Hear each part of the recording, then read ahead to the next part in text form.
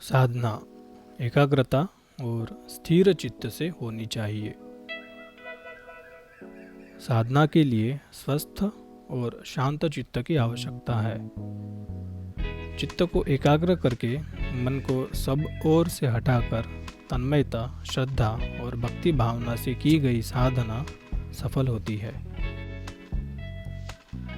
यदि यह सब बातें साधक के पास न हो तो उसका प्रयत्न फलदायक नहीं होता। उद्विग्न, अशांत, चिंतित, भय एवं आशंका से ग्रस्त मन एक जगह नहीं ठहरता। वह क्षण क्षण में इधर उधर भागता है।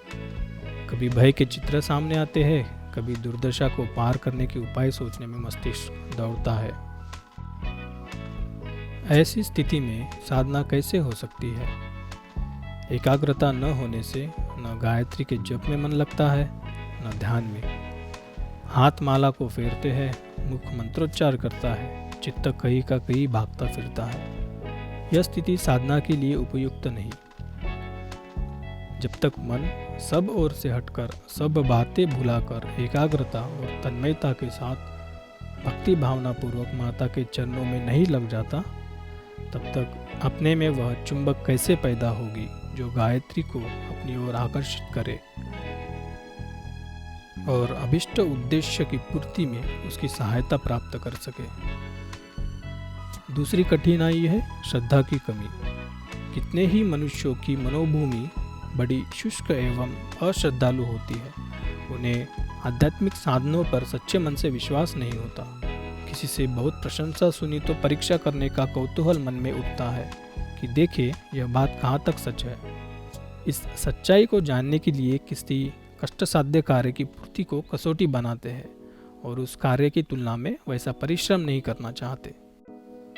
वे चाहते हैं कि 10-20 माला मंत्र जपते ही उनका कष्टसाध्य मनोरथ आनन फानन हो पूरा हो जाए। कोई सज्जन तो ऐसी मनोती मानती देखते हैं कि हमारा अमुक कार्य पहले पूरा हो जाए तो अमुक साधना इतनी मात्रा में पीछे करेंगे। उनका प्रयास ऐसा ही है जैसे कोई कहे कि पहले जमीन से निकलकर पानी हमारे खेत को सींच दे, तब हम जल देवता को प्रसन्न करने के लिए कुआं खोदवा देंगे।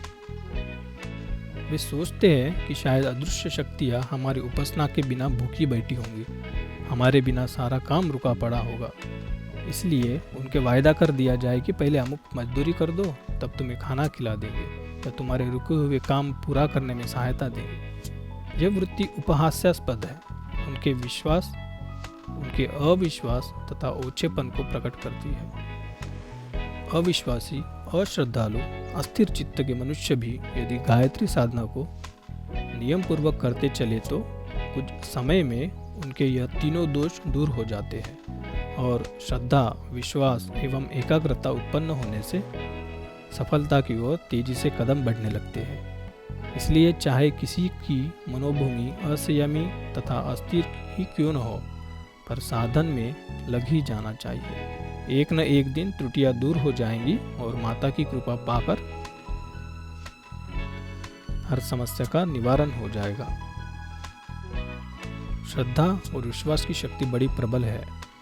इनके द्वारा मनुष्य असंभव कार्य को भी संपन्न कर डालता है। श्रद्धा और विश्वास के प्रभाव से ही ध्रुव और नामदेव जैसे छोटे बालकों ने भगवान का साक्षात्कार कर लिया। इसलिए यदि हम इस महान शक्ति का आश्रय ले तो हमारे चित्त की चंचलता और अस्थिरता क्रमशः स्वयमेव दूर हो जाएगी। आवश्यकता इतनी ही है कि हम नियम पालन का ध्यान रखें और जो संकल्प किया है उस पर दृढ़ बने रहे। इसके फल से हमारी मानसिक दुर्बलता अथवा शारीरिक अशक्ति का निराकरण स्वयं होता जाएगा और हमारी साधना अंत में अवश्य सफल होगी।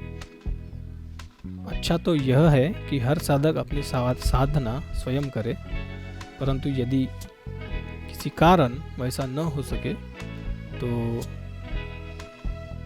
आदान प्रदान के निर्दोष एवं सीधे साधे नियम के आधार पर अन्य अधिकारी पात्रों से वह कार्य कराया जा सकता है। यह तरीका भी काफ़ी प्रभावपूर्ण और लाभदायक सिद्ध होता है।